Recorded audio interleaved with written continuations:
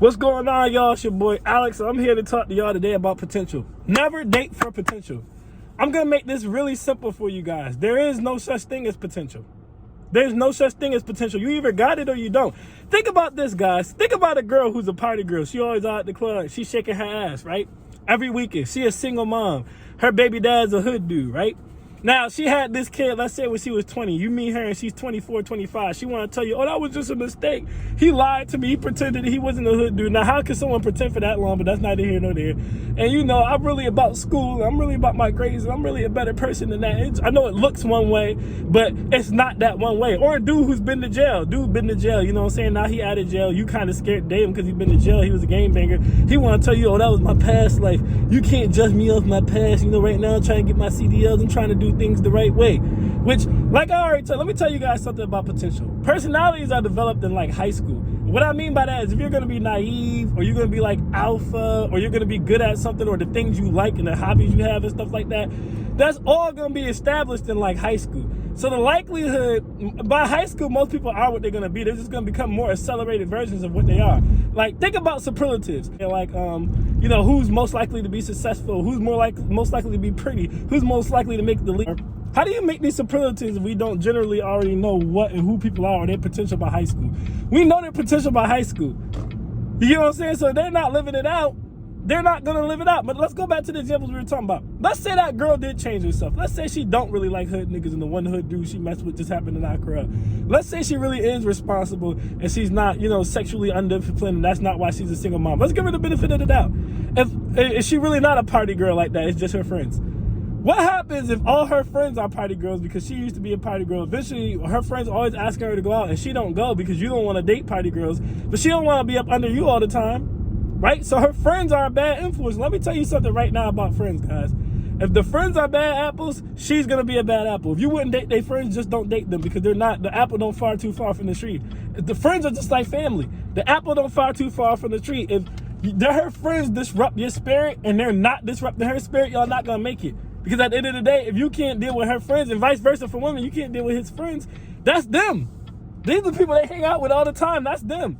So most likely their friends have the traits that they might be hiding from you due to the relationship and not wanting to lose it. But that's who they really are. You can tell who people really are through their friends. But anyway, like I said, when she want to go out and hang out with her friends or whatever the case may be, just like him, the game banger, when he want to go hang out with his boys, they're going to get roped right back into doing the wrong things because that's what their friends do. They made their friends, they made their lifestyle doing the wrong things. For potential to be realized, you have to change your whole lifestyle. Most people don't have the mental fortitude to change their whole lifestyle, guys. Like, most people don't. So yeah, if they did, they would have already done it. If she was strong enough to sexually hold herself back, she would have did it and not had a kid. You know what I'm saying? If he was strong enough to find a way to make money that didn't involve the streets, he would have done it. He would have never been in the streets. You could do the hope strategy, and for those of you who don't know what the hope strategy is, it's basically the belief that things shouldn't be the way they are, so you want to believe that things are going to be better. So you can believe that this person is smart, and they made all these dumb decisions with her life. She made the dumb decision to have a kid. She made the dumb decision to have a kid by a hood dude, but she's a smart girl. She was on honor roll. So you can believe all of a sudden this is going to be different, right? The same thing with the game banger. You can believe, okay, he in school to get his CDLs. You can believe he's not in the streets no more. But what if you're wrong? If you're wrong, you could potentially get shot partying with this dude, or shot hanging with this dude, or raped or robbed for being in a relationship with this dude. If you're wrong, you could possibly waste a bunch of your money taking care of this woman who's ultimately never going to be able to take care of herself. You could ultimately get shot or killed dealing with this woman who has this hood dude, this gang banger baby father. And you could possibly waste all your time and resources. Guys, this ain't Madden. There ain't no hidden development traits. There ain't no hidden badges. You either got it or you don't. Wherever someone is right now, that's what they are at the end of the day. They're going to try to sell you, I could be a bad person. I went through this in life. I went through that. We all go through stuff in life.